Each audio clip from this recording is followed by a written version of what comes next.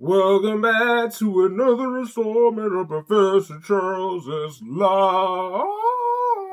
Shoo-ba-doo-doo-doo. Oh yeah. Welcome back to another installment of Professor Charles Live today. And today I got a new video. This video is a little bit different. I took a risk with it because I'm not like a super fan of certain stuff. But you see my shirt. Look at my shirt, y'all. So today we're going to talk about the new hit TV show in my review on the latest show, Superman and Lois. Okay, so let's get this party started and let's talk about it. So this episode is called Pilots. In this episode, we see Superman. It kind of gives you like a pretty much a summary of like his beginning when he was found in the ship and he was found by his family, the Kents, and and pretty much his life as on Smallville, living in a farm-like community. Then it kind of tackles how he met Lois Lane at the Daily Planet. So I was all for it. I was like, okay, well, I get it. For people that are not familiar with Superman, that worked. You know what I'm saying? It wasn't like super long where it was like, okay. One thing I did notice right off with this Superman show, Superman and Lois, I did notice that the visuals blew my mind, yo. Like, I see CW put some money into this show. Yes, sir. So our show is movie quality, because I'm like, okay, now we have stuff where it's like, it needs to look a little bit more like some type of movie thing. And this is not the only CW show I've seen this with. Stargirl kind of seems that way too. It seemed like it felt like more like this. The visuals felt like I was watching a movie. And that's what I liked about the Superman and Lois show. The visuals is number 2. That's the other thing. The summary of his story, cool. We either see a scene, his traditional scene where he saves someone and he lifts up. I don't know what it is about superhero episodes. Usually, like the first episode is like, hey, look, we're going to show them save someone. He saved his little boy in a green car. He had the original Superman outfit on, which I thought was really neat. I was like, yo, this is the original. Oh. But then we see the suit change too. So it's not like he sticks to the original suit for the whole episode. So I was like, hey, I like this idea. Okay, so also let's talk about the situation at hand. So number 3 we're going to talk about literally is the story. And I think the story is interesting because like we get a chance to see Superman be a family man. You know what I'm saying? He's married to Lois Lane. They have 2 kids together. And let's talk about this. So Superman and her are still working at the Daily Planet and everything.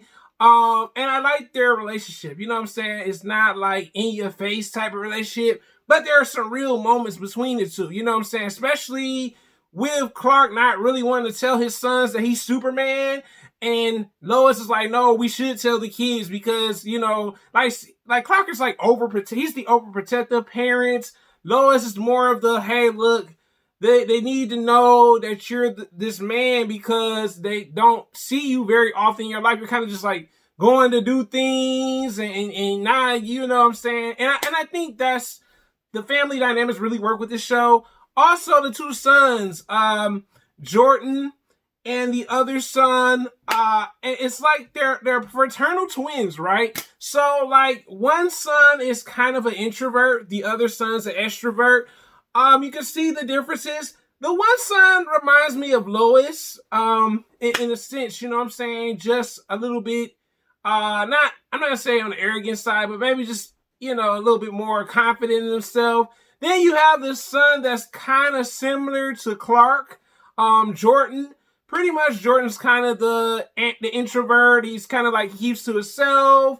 And you can see that the brothers kind of clash because they're not quite the same. They're like polar opposites of one another. Jordan is the one that's kind of more like, silent, quiet type. The other one likes to have fun and everything. And I think that's really neat. But the premise of the story is that his mother passed.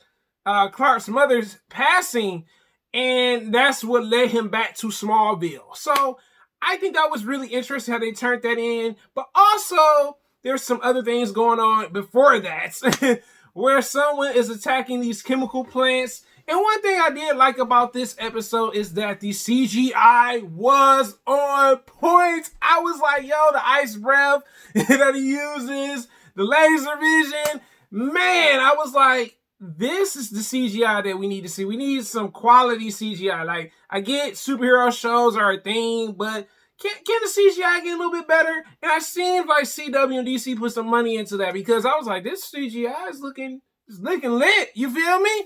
And I just like that aspect of it. But also, we are introduced to some other characters. Let me just talk about this. So, you know, Lana Lane is in the series. She plays this banker. Her husband is a firefighter. And I love that, you know, we see a scene where they come together. The Lois and her cousin, which is Lana Lane, come together and have a family meeting because, you know, after all, that was Clark's ex-love or ex-flame. And we see that there's some jealousy. Not with Clark and Lana, but the firefighter, her husband, just like, you know, I don't like you, right? And I'm like, dang, bro. Dang, like, they been dating, bro. Like, he's married. He's got kids. You got kids. And I just thought that was crazy because he can't stand Clark. He tolerates Clark because, you know, that's family, you know. And I think that's interesting, too, because I think eventually it may change their relationship to some extent. I don't know what. But also we see Lois Lane's father, and he's like this general, and you can see that there's some differences between the two. Lois feels that Clark is doing too much being Superman. He doesn't give enough to his family, being a family man. So I think Clark has a struggle, and I really like this about the show. It's like, okay, he's Superman, but then he has to be a family man, then he has to be a husband, so it's kind of like you get a chance to see him try to figure out how can he balance the two, you know? And I think that's what really works with the show. Also, we see Superman fight. And I think what I liked about the show was we see him fight this other Kryptonian, and literally, you know, you feel bad because you're like, dang, man, this Kryptonian came with the win, you know what I'm saying? And you know, Superman had to take that L like you know, for that moment. And I think it's interesting because he came prepared. He told Superman, like, hey, we're the last of our kind and everything. And he's in this suit, this other Kryptonian. He's the one that's been causing the chemical explosions that almost happens. And literally, you see him pull out a piece of kryptonite, and boy, he's fighting Superman. He gets him out all out of Earth, and you know, pretty much he puts the kryptonite in his chest, and Superman's going down. He eventually is able to get it out, but he doesn't get a chance to fight him back right away. You know what I'm saying? So I think that was interesting that they introduced the other Kryptonian.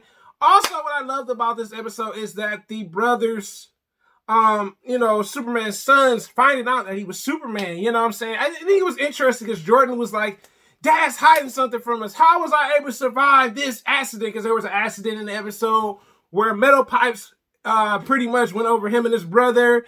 Lana's daughter was there when it happened. And we see pretty much that kind of take place where the son's like, I don't think Dad's telling us the truth type of moment. And I was like, okay, cool. You know what I'm saying? Also, we noticed that Clark knew his mother was sick. You know what I'm saying? And it was interesting because how he said, when I was doing this other thing, because, being Superman is a task. And he's like, I knew something was wrong. I just didn't know what. And we can see him kind of doing the same thing when his father died. Except for he didn't run away. You know what I'm saying? With his mother, he threw the flower. He was at the grave where she was at and said his goodbyes. And that was really interesting. But, them living in Metropolis is a lot different from them living in Smallville.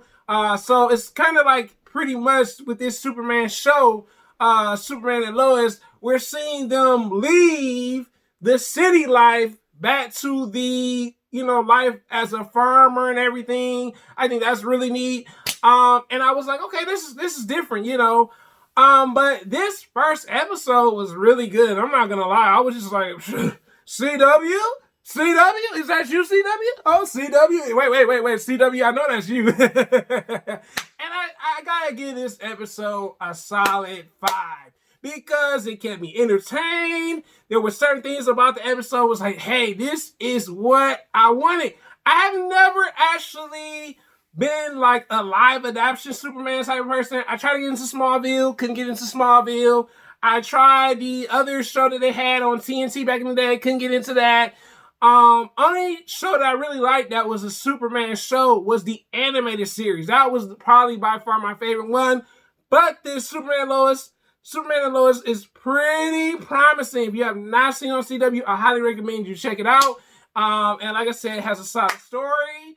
Also, I forgot to mention is that the villain, there's a plot twist, is Lex Luthor. So we get a different version of Lex Luthor being like a Kryptonian. Don't ask me why. I don't know exactly why just yet, but we will figure it out because at the end of the episode, I was like, oh, Lex Luthor. I should have known it was you.